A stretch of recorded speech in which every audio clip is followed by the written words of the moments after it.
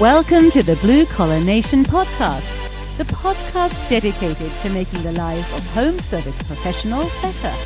Now join Eric and Larry to talk about all things home service.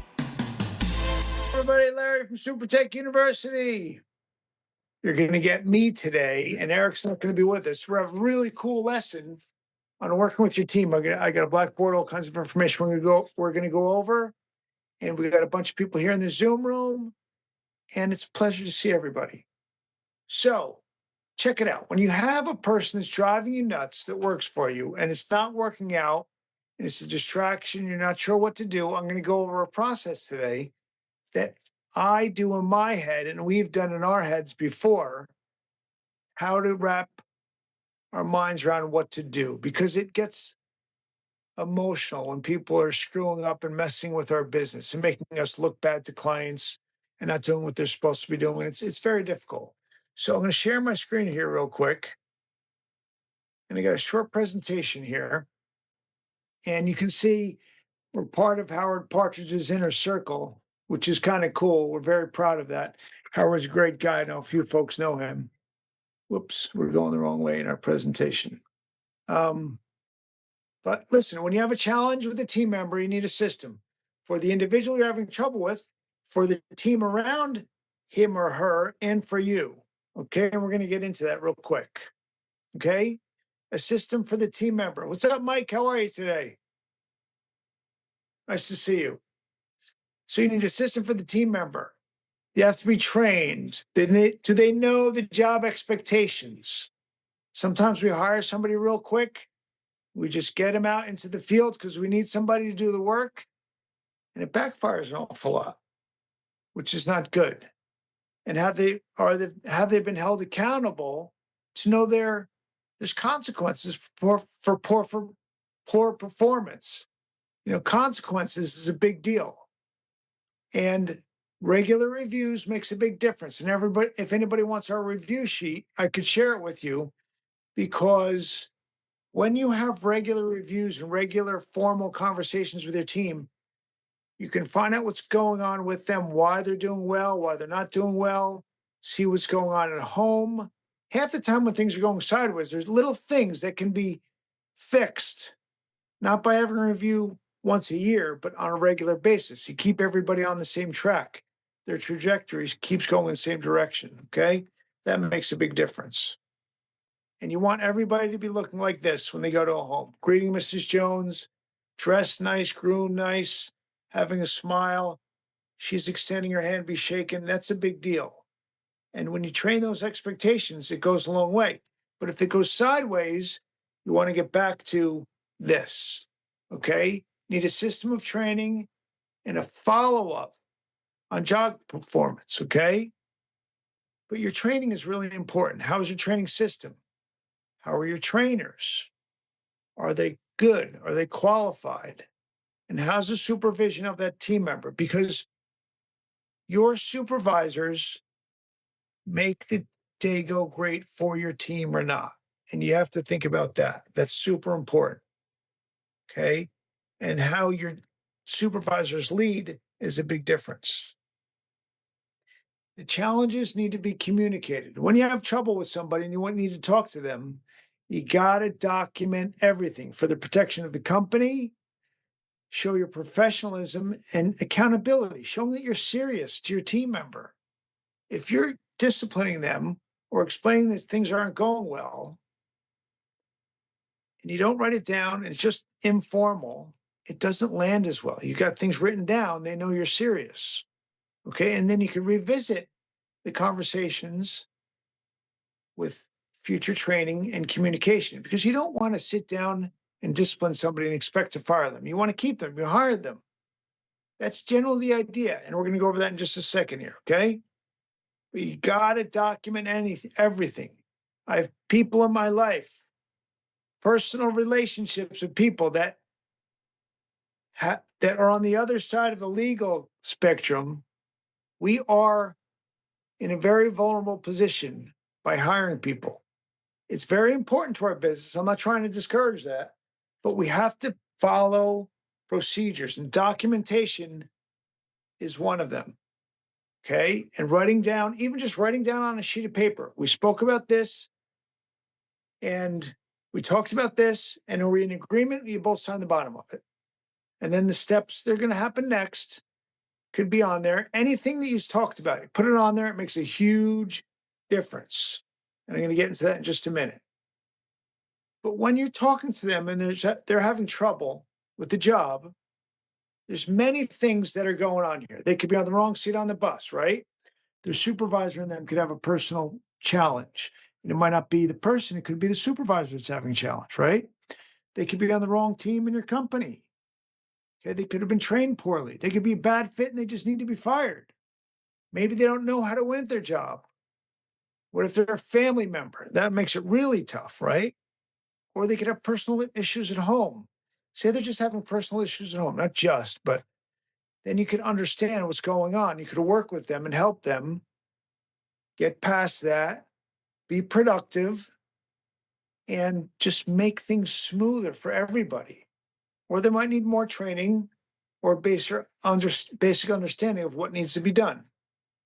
I'm going to get to that in just a second. Okay. And then what do you do? Okay. If somebody's not performing, you train them and you teach them. Again, how many times you do that? You got to decide that, right? And maybe it's the leadership or supervisor, like I was saying, the leadership there that needs to be trained. That's an easy fix because you want to help somebody where your supervisors lead better. Not an easy fix, but it's a good fix for the future of your company if you can retrain a supervisor and getting them engaged with a team member better. Maybe they need new equipment. They're frustrated about something. Maybe they need to change the position. They're more qualified for being a CSR, a business development rep. Maybe they're better at management.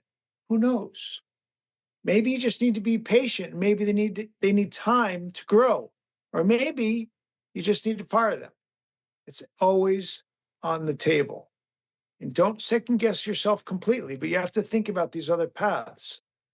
And I'm going to show you this right here. So this is what I made up, and I'll stop my blur my background. So check it out. You have a problem with a team member, right? Okay. Are you having regular reviews with them? Let me move this up a little bit so that you know what's going on. Okay. That makes a difference. But the first thing you do is you talk to them, right? Okay, this is what's going on. We have a problem. This is what we need to figure out. Do you need to retrain them? And how many times do we train them? 1, 2, 3. But they need to know the consequences and the expectations. Okay? Or do you write them up? Or is that the second visit? You write them up. But you're following this process. You talk to them, no change, you write them up. And when you talk to them, you document it as well. When you're training them, you document the training as well. Write it up. Of course, you're going to write, communicate that. But also on this side, in your own mind, you have to remain calm. You can't get emotionally mad. They're not doing this specifically to your business, right? And that's what makes a big difference. Okay. When you remain calm, you're able to be objective and deal with it. If you're not calm and you're all offended, it's going to go south, right?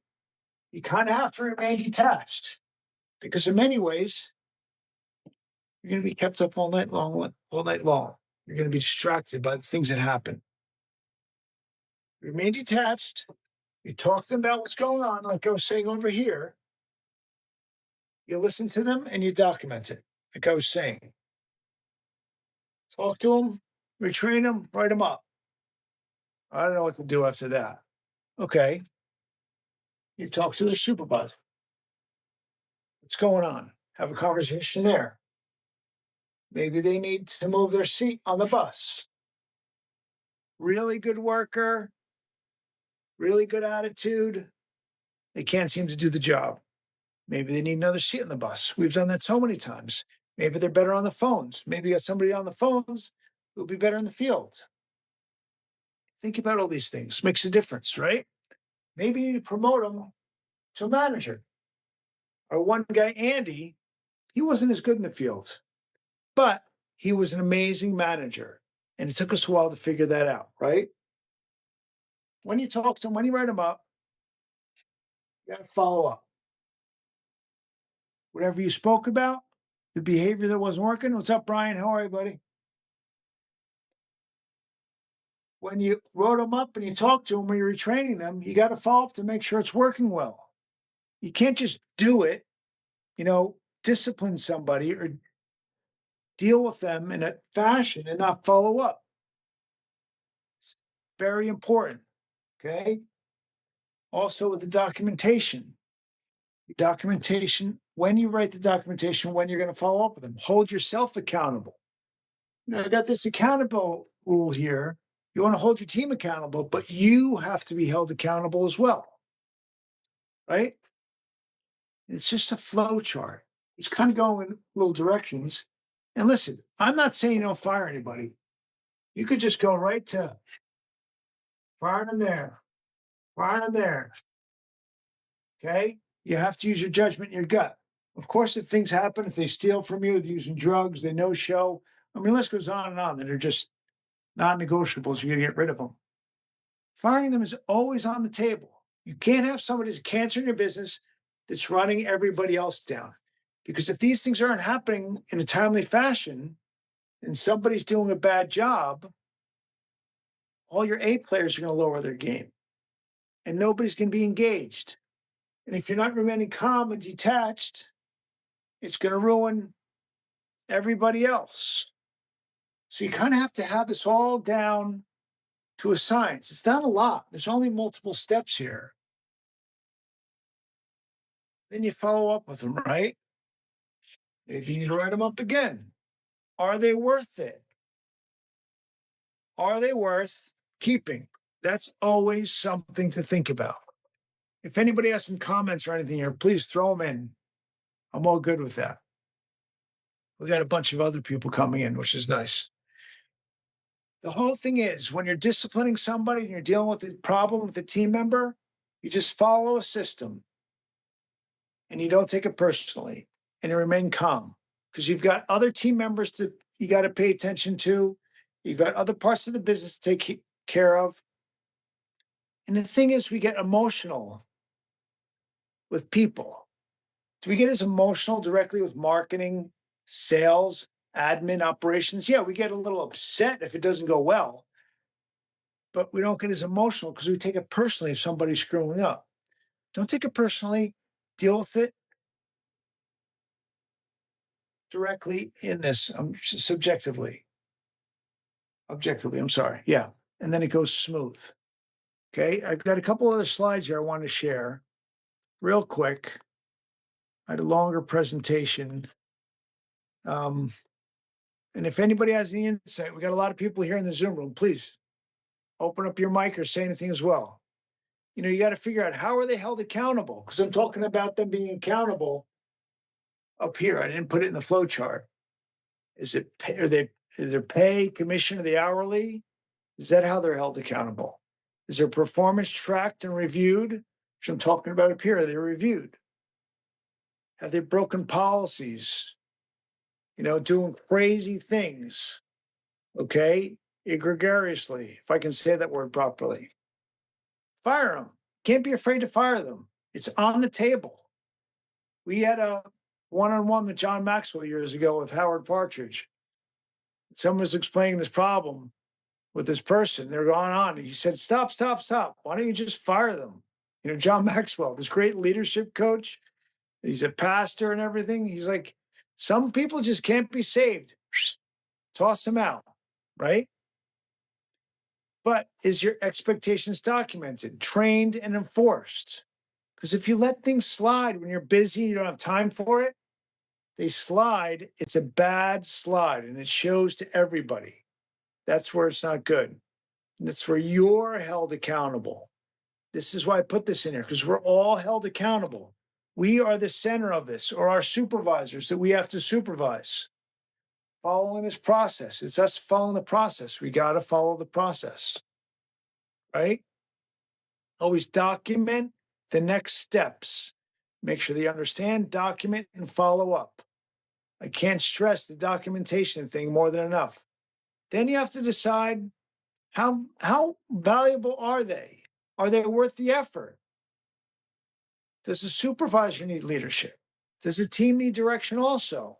All these things, they're passing through your mind. I'm just bringing them up because you got to think about them. Maybe they'd be better in another position. Are they worth it? Again, I'm not putting all of this saying that everybody's great. Fire them if they're not worth it. Okay? And the consequences of not doing anything. This is what I was talking about a minute ago. That's leadership failure. The rest of your team will have low morale, low standards. You'll be holding back production and profit. Your A players will check out, and it's a downward spiral from there. How many times have you heard from somebody yourself or one of your team members? Man, I wish you fired that person months ago. It's exhausted. You gave so much rope, you were hanging everybody else. You don't want to do that. So a message that came in the chat here. Document everything always. Yeah, Brian, totally. Sadly, we know these things because it end up biting us. And it's, it's hard just to fire somebody immediately. You got to have a paper trail, especially in certain states of this country. You don't have a thorough paper trail, you're in trouble. If they come back and they sue you, there's attorneys. How many billboards you see with attorneys' billboards on there? They're looking for you guys. And that could cost you a lot of money, hundreds of thousands of dollars, or it can cost your whole business. Okay? And how do you process in your head? This is the thing that is so important. Most of us here don't have gigantic businesses, so we take it personally when people screw up. You got to detach. Don't take it personally. Don't let it distract you. You got a whole business to run. You can't be distracted by one guy screwing something up. You know what? This hold back your company. Can't do it, right? Got to get out of your head. This is what happens. We get in our head. It's a disaster. Okay? You can't think, why are they doing this to me? They're not doing it to you. It's just doing it. Why can't they just do what they're supposed to? Yep, that's right. That's where our soft plug, SuperTech University, will teach them what they're supposed to do and train them. I kind of had to throw that in there. We got to keep the lights on, right? And how much training do you really need? Okay, that's what you have to decide, because I know I listed training here 3 times. Maybe you don't need to retrain them. You need to get rid of them. You need to compartmentalize these problems. Okay. So, you get frustrated, delegate the problems, follow the system. If you have supervisor you can delegate it to, do the best you can and supervise them. Treat it like any other issue in business. Marketing, sales, accounting, admin, operations. You treat it like that, you don't take it personally. It's much easier. It's not an attack on your company. It's probably just a training issue. We've all been there. Oh, I probably just should train this. It'd be a lot easier. I fired my last 5 guys. Maybe if I taught them what to do, it might be easier on me. Okay. If it's not working out, again, document it, and then fire them. And you're strategic about it. You want to be this dude, then the dude that's losing their mind, hats flying off their head, losing their hair. Maybe that's why I lost all my hair all those years, right? We had our service business. And this is one of the big things I want to share. Last thing. Most of the time, the team member that you're talking to, you're writing up and following up, they don't even know the problems they're causing half the time. You got to be direct and let them know. Direct with the expectations and the ramifications. I didn't use ramifications up here. Consequences. Okay? They don't understand their expectations. They need to be told that many, many times. That's what we do at SuperTech University. We have a lot of repetition in our lessons, because when you tell somebody something, we all need to be repeatedly told things. We go to coaching conferences all the time. And we go to these things, and half the time we hear the same thing. And like, oh, yeah, that's great. Nick says, as business owners, we need to ask ourselves, do we give the employee the right tools to succeed? Exactly. And that's what I was talking about somewhere around here. Tools I talked about earlier, or equipment. But yeah, the tools to succeed, the skills. And that's what we help Super Tech University as well. Thanks, Nick. And they would probably change if they knew the consequences of their actions, not necessarily to them personally, but the consequences to the business. You explain to them what you did caused us to lose all this money on this job. What you did caused a problem here, caused a problem there. You just explain it to them in a calm way, a little bit detached when you're talking to them. And I mean detached like professional. And you're listening to them. Okay. And this guy, Trent Parker, calls himself the nacho HVAC nacho guy. It's very, very funny. So if you can see him, he does some YouTube things. Very, very funny guy. And he does comic relief on technicians that do silly things. It's just it's all satire. It's very funny. So it's wonderful to see everybody. Thank you for listening to the Blue Collar Nation podcast. For more information about Eric and Larry and SuperTech University, please visit us at supertechu.com. That is supertechu, the letter U.com.